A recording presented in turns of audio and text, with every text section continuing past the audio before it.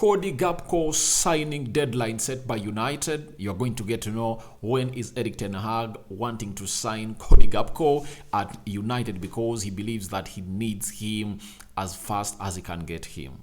Declan Rice, the man that was linked to Manchester United close to two seasons back, obviously back in the ladder. The Athletic has something to let us know about Declan Rice to Manchester United. And then we're going to talk about Arnautovic coming out and revealing that United were close to signing him in 2016, right? Yeah, 2016, when Jose Mourinho signed Paul Pogba, and he has given us the reason as to why this deal never came to materialization by then. Welcome to United Matters channel. Merry Christmas. And obviously we're left with more other 5 days to enter the new year, that is 2023. And 2023, for us who are in sports, just know that the January transfer window will be lit. Not so? And everyone is waiting to see to it that United really signs a player. And let's wait and see whether United will go hard on and sign a player that we don't think we would have signed. So smash the like button, comment and share. Don't forget to subscribe to this channel, because we are left with close to I think 600 subscribers to hit 10,000 subscribers. But before we do that, let's get some bit of 20 in there for you to reach 9,400 subscribers, such that we chase that 10k subscriber mark. Don't you think so? That will be very much okay if at all we enter 2023 when we are in the 10k family. I think it will be a yardstick or a milestone to go on and really celebrate. Now, let's get into this, as it's being told to us by Annie Candola via TalkSport. He has told us that Erik ten Hag is pushing for the signing of Cody Gakpo to be completed within the first weeks of January. Talks between United and Cody Gakpo are progressing very well. It's only a matter of time before it's a deal done. So, as I told you yesterday that United have commenced talks with PSV, that indicates that talks between United and the agent are done. That's it. They are done and dusted. They've agreed personal terms. Nothing is left. Only one step left: negotiating with PSV over a serious amount of fee that United is supposed to be paying for the services of Cody Gakpo, and the payment structure of the deal. That is the most important. Having told us that PSV really want a huge chunk of the amount of money that they're going to agree with United, then the add-ons have to be like 5 million euros only. So looks like they want like 45 million euros up front, then 5 million euros of add-on. So the deal might be around that region. You get? But let's wait and see how that is going to happen. But the most important thing is that Erik ten Hag is pushing for the signing of Cody Gakpo to be completed within the first week of January. Why is he wanting the first week of January? Because we are going to be playing 2 games per week. 2 games per week. That calls for rotation of the players of United, and that's why you saw players of United really went ahead to really get injuries. Do you know why? They got injuries because rotation was not really enough. Let me give you an example. Diego Dello got an injury at the World Cup because he played too much football and he needed a rest. Though he never played the first 2 games of the group stages and came into the third one and played in the round of 16?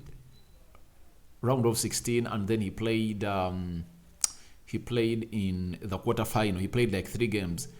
That wasn't enough because he played too much football. Every week he was playing 2 games for United, meaning that his body was not given enough rest, and the reconditioning never really reached those levels of enabling the body to contain its muscles in the same position until when the rotation would happen for him to be rested. So he got a hamstring. Then look at Anthony. I believe Anthony got an injury because he was playing game in, game out, 2 games a week. Rafael Varane, you get?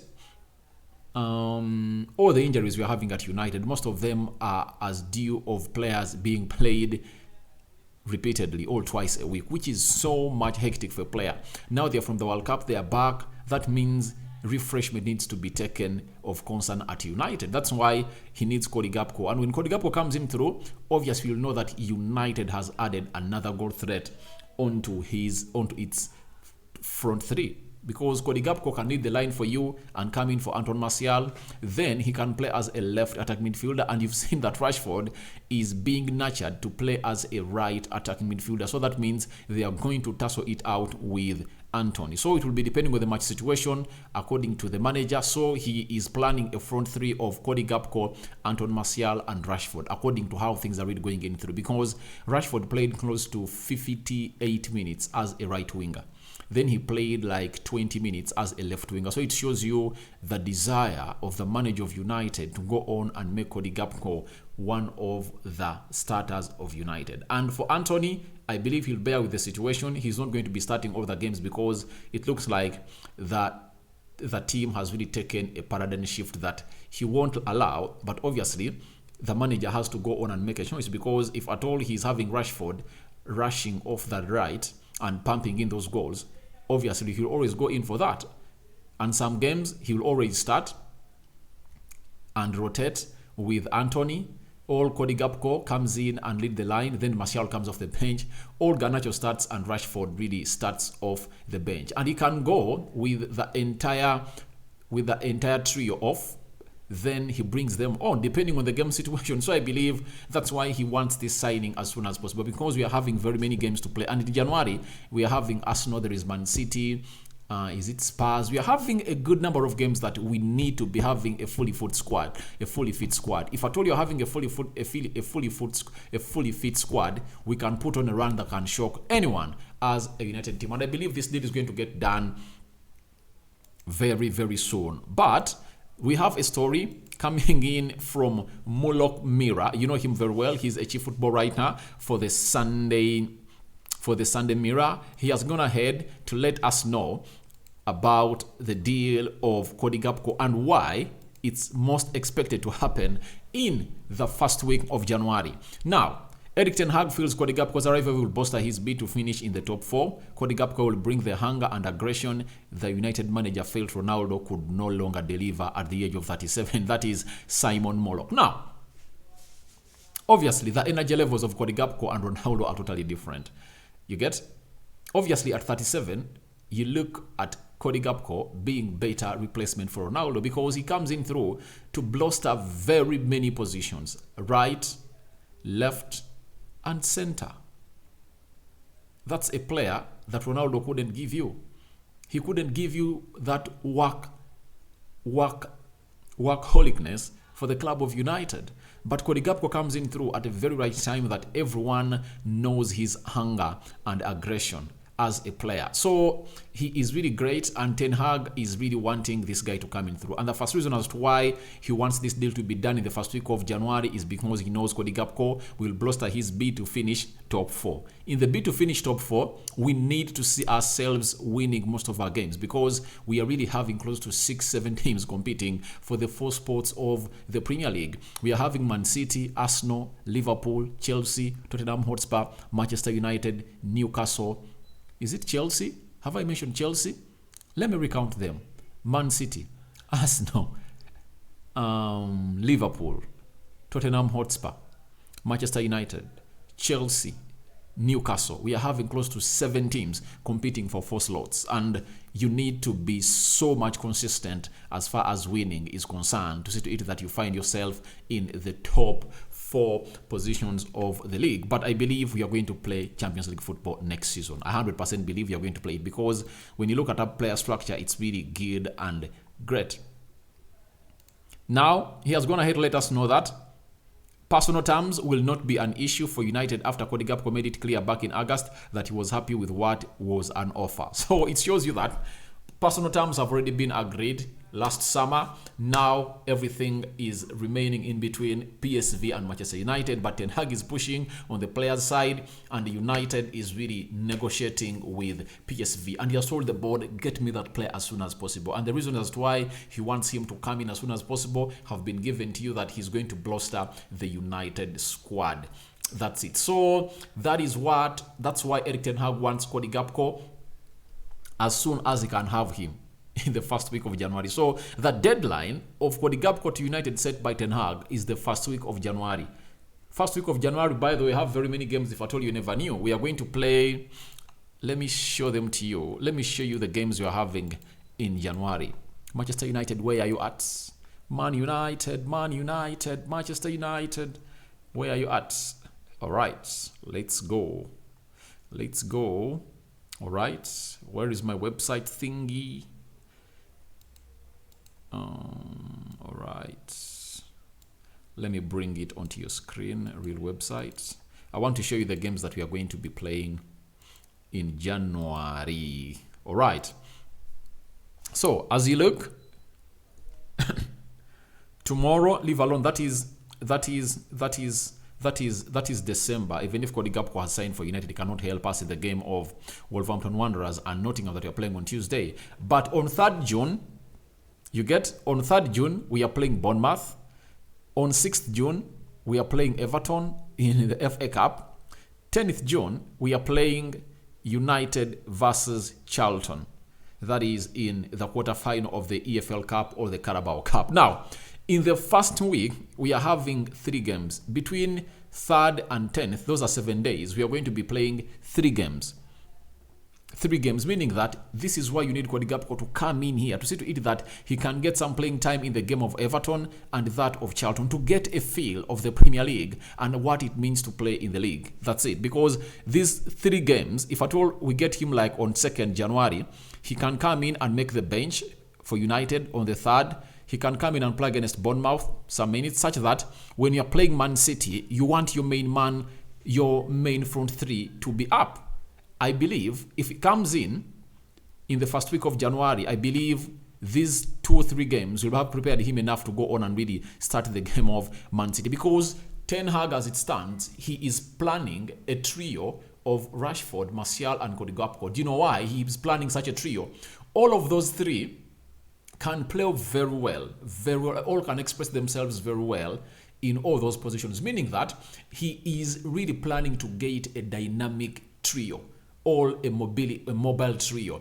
Rashford can shift to the right, Martial shift to the left, and Cody Gakpo starts to play centrally. Martial can shift to the left, Cody Gakpo shifts to the right, and Rashford plays centrally. So they can keep interchanging. And if I told you are having a dynamic trio of Martial, Rashford, and Cody Gakpo, that makes it hard for your opponent to really mark these players out. It's hard. And that's why I would love to see this happening, because it's really going to be one of the dynamic trio that we had way back when we had Ronaldo, Rooney, and Carlos Tevez. Or Ronaldo, Rooney, and Nani. Was it Ronaldo, Rooney, and Ryan Giggs? So we had close to 3 dynamic trios at Manchester United that could shift, and drift to any part of the midfield. So I believe this is the plan of Erik Ten Hag, and I know it's going to work well like a charm, because it has really worked out for him in very many aspects, and he knows what it means to be having a player of a caliber of Cody Gakpo. That's how he blusters his front 3 to see to it that United is now untouchable in the war to go back to the Champions League. Now, after that, Declan Rice, a player that was so much linked to Manchester United before Erik Ten Hag came in through, but Erik Ten Hag came out and rubbished the list that was given to him. Remember, the list had midfielders that United were targeting, who included Declan Rice, Calvin Phillips, and Ruben Neves. Ten Hag said no. He said, no, I don't want any of those. I want Frankie de Jong. I want Eriksson. Those are the midfielders I want. And instead of Frankie de Jong, they got him Casemiro, of which he wanted him in his dressing room to instill the winning character in his team. Now, we've been told by The Athletic that West Ham are ready to sell Declan Rice in the summer. Chelsea, United, and Man City have all registered an interest, but West Ham's valuation of him puts him as a most expensive British player ever, because they are valuing him at 150 million pounds. I believe no one is going to get them that amount of money. No team is desperate to sign a CDM like Declan Rice for that amount of money. That's why you see Liverpool is going in for Jude Bellingham to pay 130 million pounds, because he's really a special talent, and there is no way you're going to let me know that Declan Rice is such a special player. I think the only difference between Declan Rice and Scott McTominay is that Scott McTominay is playing for United and Declan Rice is playing for West Ham. If at all you take Scott McTominay to West Ham, they will value him at the same amount of money like Declan Rice. That's it. That's it. So to me, I believe there is nothing different with Declan Rice. And I believe Ten Hag won't sanction this deal of Declan Rice. Ten Hag on any day will call for Frankie de Jong. He will call for the signing of Enzo Fernandez. He will call for the signing of Caicedo. He will call for the signing of Jude Bellingham in the position of Declan Rice. That's it. That's it. Because he is nowhere near good to those players. He's a talent that is usual. I believe Calvin Phillips is a far much better player than Declan Rice, just because injuries have been really disturbing his career at Man City, and that's why he underwent a shoulder surgery before he went to the World Cup. But I believe if at all he fits into that Man City side, he's really going to look good, because Declan Rice was there and Calvin Phillips. So the manager of Man City decided to go for Calvin Phillips, not Declan Rice, because he knew that his potentials are limited and his ceiling is limited. And people will say, no, they wouldn't like to spend 150 million pounds. Guy, just remember, they went ahead to pay 100 million pounds for Jack Grealish. So if at all the player is really worth that amount of money, they will go in and pay it. Because the way Jack Grealish was tearing it up at Aston Villa was really eye-catching. It was calling for every prominent team to go in and sign him, and he was linked to every big team. But for Declan Rice, I believe, unless Chelsea goes in for him, I don't see any other team that can go in and pay that amount of money, because it's ridiculous. And West Ham are finding themselves in a position that Declan Rice is left with 2 years on his contract when he really plays this season.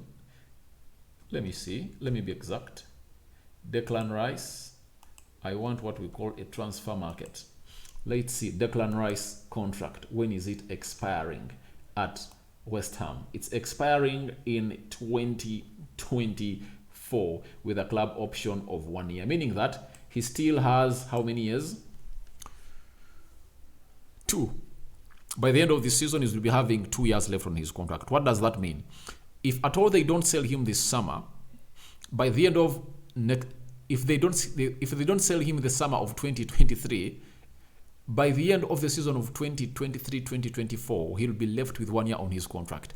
Obviously, it will be cheaper, and the only way they can get money out of him is selling him now. Why? Declan Rice said no to their request of extending his contract. He said no. He's 24 years of age, meaning that he's at his prime and he needs to experience good football. And he confirmed to us that he wants to play Champions League football. But teams like United, Liverpool, Man City, Arsenal, I believe they're out of this.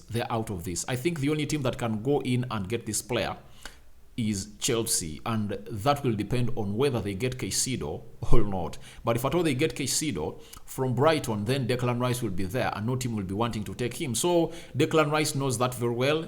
At the age of 24, he knows that if at all they don't sell him, then he will play his 2 years and leave West Ham as a free agent. He even denied their offer of £200,000 a week to stay, because he knew that's what Spurs did to Harry Kane to keep him at the club.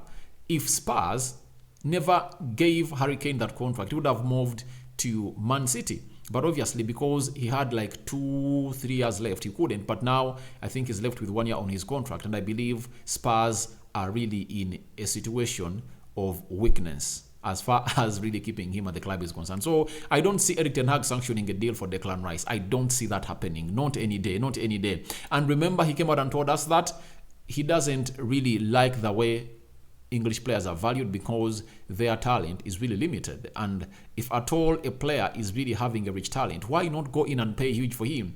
That's what Erik Ten Hag said, I think, in his third press conference for United when we were at the preseason, because he was asked, why aren't you going in for English players? And he told them that English players are expensive and their quality is not equivalent to the amount of money they are valued. And he's 100% right, because it's something that we've always been talking about. Harry Maguire to Manchester United, £80 million. Aaron Wan-Bissaka to Manchester United, £50 million. Harry Maguire would have been at £40 million. Then Bissaka, 20, 25 or 30 wouldn't have been bad for him. You get? That is what English players are. Jack Grealish to Man City, £100 million.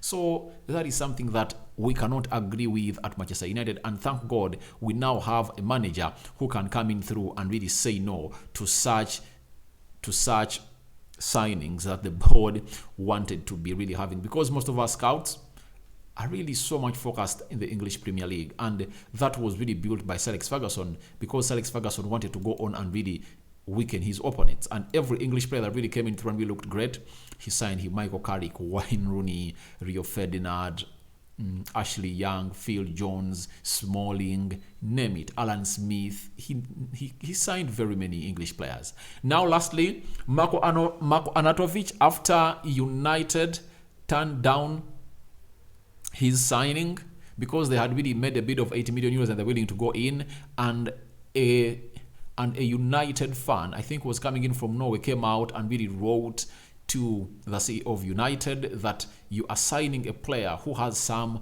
racist background on him. You get? Why do you bring him to the club? If at all you bring him to the club, I'm going to cancel my membership of United that I've been holding for 30 years. And that really called for the Glazers and the board to know, oh, we are signing a player whose background had not really checked very well, and obviously he was thrown in the dustbin. Now we've been told that Marko Arnautovic has claimed that Jose Mourinho wanted him at Manchester United, but the Red Devils were unable to afford a deal after signing Paul Ebide Pogba for a record fee of £90 million. So was it 89, £90 million around there. So that is what Marko Arnautovic has come out and said, but those gone are the days. But obviously, let's wait and see what's going to happen at Manchester United, because we've been told by the following guys. Guys, I'm sorry I forgot to change this. I forgot to change the title. But obviously, allow me leave you at here at this, and let me know what you think about Declan Rice to Manchester United. Would you think Ten Hag will sanction it, or would you love that deal to happen? Then Cody Gakpo signing deadline set by Erik Ten Hag. What do you think about that? Is it going to happen that in the first week is going to put pen to paper at United? And lastly, Marko Arnautovic claiming that Jose Mourinho wanted him at Manchester United. May the Lord bless you abundantly. I sign out for now. See you later, my mates, and Merry Christmas.